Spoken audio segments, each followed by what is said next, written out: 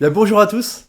Je suis ravi de vous retrouver pour ce deuxième épisode, nouvelle version de podcast, plus courte, faite avec des collègues de la société Neolis, des spécialistes qui vont venir vous parler de sujets un peu précis et puis surtout vous donner une vision de manière à mieux comprendre ce sujet et surtout avoir des outils pour pouvoir remédier à certaines problématiques si vous rencontrez ces problématiques-là. Donc je suis ravi de t'accueillir à nouveau, Honoré. Salut Alex, merci. Tu vas bien? Ouais, toi aussi? Ouais, ça va, très bien, je te remercie. On s'est déjà vu dans le premier épisode où tu as commencé à poser des bases de compréhension sur le sommeil. Là, c'est pareil, c'est un sujet qui est très présent. C'est rare les personnes qui nous entourent qui nous disent qu'elles ont du sommeil d'avance ou elles font que des nuits extraordinaires. Donc là, c'était de mieux comprendre, puisque la fatigue, on y est tous un peu soumis, et surtout d'avoir, encore une fois, des outils. Super.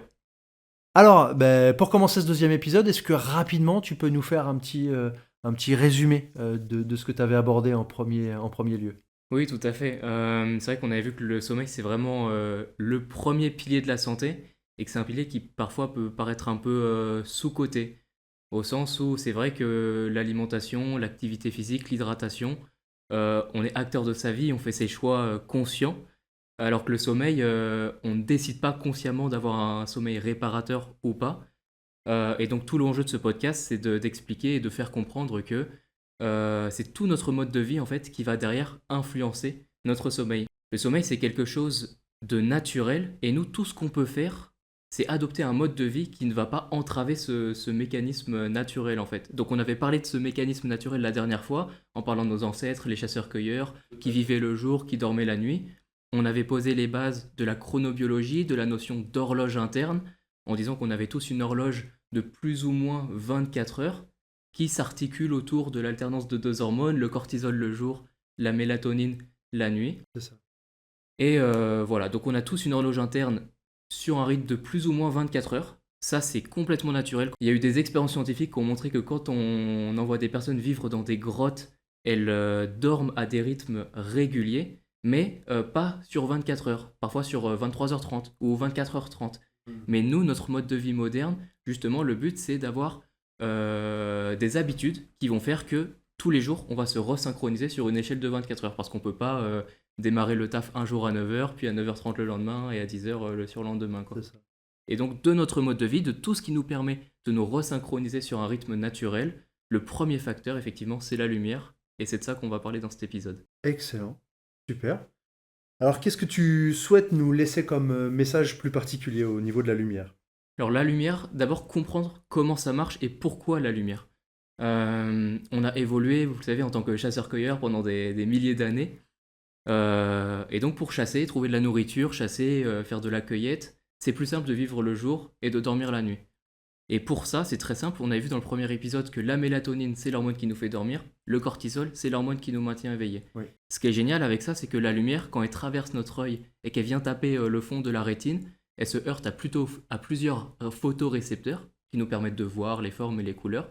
Mais il y a un troisième photorécepteur qui, lui, est sensible à la lumière et plus spécifiquement à la lumière bleue. La lumière bleue, c'est la lumière grosso modo entre le bleu et les rayons ultraviolets. Et ce photorécepteur, pourquoi il est sensible à ça? Parce que juste derrière, il y a une glande qui s'appelle la glande pinéale.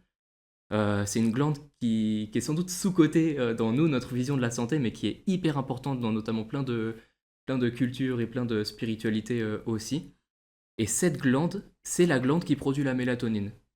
Et en fait, ce qui se passe, c'est que la lumière, et particulièrement la lumière bleue, parce qu'il y a un pic de sensibilité à la lumière bleue, ça va inhiber la production de la mélatonine. D'où l'idée que pendant la journée, il faut s'exposer à la lumière, et si possible à la lumière naturelle, donc la lumière du soleil, qui contient de la lumière bleue, qui vient inhiber la sécrétion de mélatonine, et comme ça on peut se resynchroniser avec pas de mélatonine pendant la journée, et donc la mélatonine qui revient plus facilement le soir, et qui nous permet d'avoir un sommeil plus réparateur. Ok, mais d'où donc, parce que lumière bleue, moi j'entends la lumière bleue des écrans dont on parle beaucoup. C'est aussi pour ça qu'on nous dit de ne pas faire d'écran avant de se coucher, parce que Absolument. cette lumière bleue inhibe. Les écrans, ils émettent de toutes les lumières, de toutes les couleurs, mais il y a un peu plus de bleu que de rouge. Donc il y a une grosse émission de lumière bleue de la part des écrans, ce qui vient complètement tromper notre cerveau en lui faisant croire que bah, c'est encore le jour et que donc les écrans, factuellement, ils inhibent la production de mélatonine. Donc non seulement ils permettent pas de se préparer au sommeil, ils aident pas à l'endormissement, mais quand bien même on arriverait à s'endormir avec des écrans, ça veut dire qu'on s'endort avec un taux de mélatonine qui est très bas et que donc on a un sommeil qui est pas du tout réparateur. Ok. Parce que là, tu vois, je pensais à l'inverse de me dire si on s'endort devant des écrans, c'est vraiment qu'on est très fatigué parce que, au contraire, on a notre sécrétion de mélatonine qui est comme inhibée, comme tu disais. Donc, je me disais ça, moi. Bah c'est là que finalement on se rend compte qu'on s'habitue à tout, même aux mauvaises habitudes quoi. Ouais, d'accord, ok. Et finalement ça devient normal et si on... J'imagine qu'il y a un mécanisme comment dirais-je, il y a un mécanisme acquis finalement qui fait que on peut aussi s'habituer à ne pas avoir les bonnes habitudes quoi. On pense à l'hydratation, la grande majorité des gens ne s'hydratent pas assez et pour autant ça les empêche pas d'aller au travail tous les jours et de faire leurs activités. Donc c'est pas optimal mais ça nous empêche pas de vivre visiblement. Ok, ok, ok. Donc, cette lumière bleue, on en a besoin et de manière la plus naturelle possible. Exactement. En fait, c'est pas que la lumière bleue elle est bonne ou mauvaise en tant que telle, et c'est pour ça qu'on parle de chronobiologie, c'est plus à quel moment et à quel type de lumière je vais m'exposer. Le top du top, ce serait de s'exposer à la lumière du jour dès le matin, dès le réveil. D'aller dehors. Ouvrir les volets, ça va pas suffire parce que les fenêtres elles vont bloquer une partie, et donc ça va biaiser le spectre de lumière. Bref, l'idéal c'est d'aller dehors dès le matin. Avant même d'allumer son téléphone, première chose à faire le matin, c'est de se lever, d'ouvrir ses volets et si possible, d'aller dehors. Ça, c'est le scénario idéal. Après, effectivement, forcément, on a tous des modes de vie pas assez sédentaires, vie de bureau, etc. Là, dans ce cas-là, la moindre des choses qu'on devrait faire, c'est aller dehors minimum 30 minutes, 1 heure tous les jours, que ce soit pour faire du sport, faire ses 10 000 pas, écouter un podcast ou j'en sais rien. Il faut aller dehors tous les jours parce que aller dehors, ça permet de dire à son cerveau, là c'est le jour, donc j'ai pas besoin de mélatonine. Donc non seulement ça augmente le niveau d'énergie, mais en plus ça permet de garder les réserves de production de mélatonine pour quand ce sera vraiment le moment et que ce sera le moment de dormir. Ok. D'où des problématiques de sommeil qui peuvent arriver euh, sur des métiers de bureau, on va dire, l'hiver, ou quand on part de chez soi, il fait pas jour, quand on rentre, il fait nuit, et dans la journée, on n'est pas forcément dehors, on est dans un bureau à lumière artificielle. Donc ça peut expliquer aussi que, bah voilà, moi qui ai des horaires de bureau et qui travaille souvent à la lumière artificielle, je puisse avoir des problèmes, plus de problèmes pour m'endormir. Absolument, pour s'endormir et aussi j'imagine du coup au réveil, où on peut aussi être plus facilement fatigué dès le matin. Parce qu'on ne se réveille pas avec un taux de cortisol qui est optimal, et donc on aura tendance aussi à être fatigué dès le matin. Ok, Il y a un rythme qu'on impose à notre cerveau malgré les horaires d'hiver. Bon voilà, on travaille à des horaires réguliers, donc ça va. Pour autant, le cerveau, concrètement, il ne sait pas quand c'est le jour, quand c'est la nuit, quand on ne s'expose qu'à des lumières artificielles comme ça. ok. Donc ça veut dire que les lampes qui sont censées faire réveil, en fait, qui s'allument progressivement, etc., dont ça a beaucoup été la mode à un moment donné, c'est pas forcément plus efficace, ça. Ça peut être intéressant, notamment l'hiver, effectivement, quand on se réveille, qu'il fait encore nuit dehors, pour monter progressivement, mais une lumière artificielle ne sera jamais aussi efficace que la lumière naturelle. Ce qu'il faut vraiment retenir, c'est que la lumière naturelle, elle est efficace tout le temps, au sens où le soleil, il émet des rayons ultraviolets, de la lumière bleue, qui nous permet de nous resynchroniser, de dire à notre cerveau que biologiquement, c'est le jour. Mais même le soir, avant de dormir, on peut s'exposer à la lumière du soleil sans aucun problème. Ça va pas entraver la qualité du sommeil. Parce que le soir, le soleil, il paraît plus, tu sais, il paraît plus rouge. Il Oui, est c'est moins ça. jaune, il est plus rouge parce qu'il est plus loin de nous. Donc il traverse une couche d'ozone qui est plus importante. Il y a plus de rayons bleus filtrés. C'est pour ça qu'il apparaît rouge. Et le soir, il y a beaucoup plus d'infrarouge que de lumière bleue. Et les bénéfices des infrarouges sur le sommeil vont nettement compenser le peu de lumière bleue qui reste finalement. Donc la lumière du jour, elle est toujours, c'est toujours ok quoi. On devrait vivre dehors le plus possible, et bien évidemment du coup sans lunettes de soleil, évidemment. Ouais, d'accord. Ok, super. Super.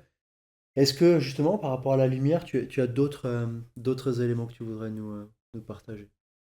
La première chose, donc bah, au-delà de s'exposer à la lumière du jour, c'est vraiment d'être vigilant sur les écrans. Quitte à utiliser les écrans, vaut mieux les utiliser en journée ou le matin que le soir.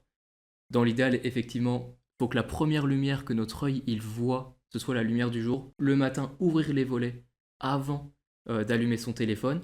Le soir, si possible, ne pas utiliser les écrans, ou quitte à les utiliser, les mettre en mode nuit, en mode night shift, je crois qu'on appelle ça, Ok.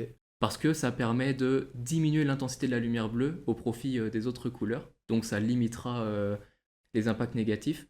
Ou alors aussi, ça se fait de plus en plus, on peut aussi porter des lunettes qui vont bloquer la lumière bleue. Et donc, encore une fois, c'est pas optimal, mais ça permet de limiter la casse sur la qualité du sommeil par la suite. Ok. Après, tout le reste, ça va être à quelle lumière artificielle on s'expose au-delà des écrans. Là, l'enjeu pour moi, c'est vraiment le soir, dans les heures qui précèdent le coucher, d'avoir des lumières, d'éviter au maximum tout ce qui est LED, les lampes fluorescentes, etc. Mais d'avoir des lumières plutôt tamisées, plutôt rouge-orangé, si possible à hauteur des yeux et pas une grosse lumière qui vient du plafond.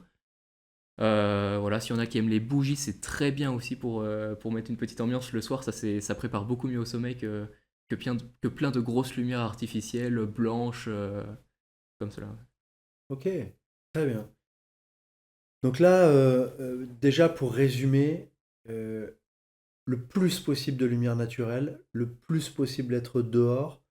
Pourquoi? Parce que la lumière naturelle va justement nous apporter ces lumières bleues qui en journée inhibent la mélatonine et donc qui nous met dans, comme tu disais, qui nous synchronise avec le rythme jour-nuit. Là, cette lumière naturelle, elle permet vraiment de dire à notre corps qu'on est en journée et que voilà, on est en mode éveillé.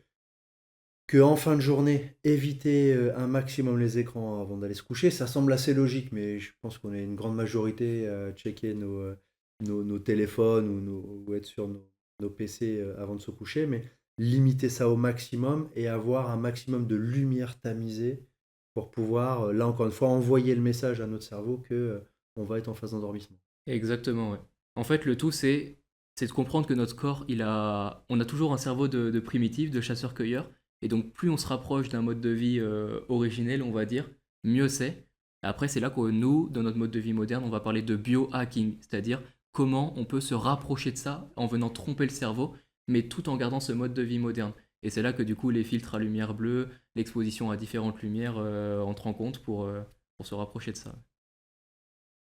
Très bien. Bah, je te remercie beaucoup, Honoré.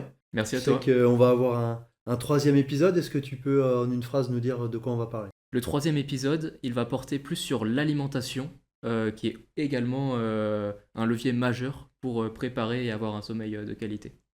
Eh ben, c'est super. Merci pour ce petit teasing. Merci à toi. À bientôt, Honoré. Salut. À bientôt à tous. Bonne continuation.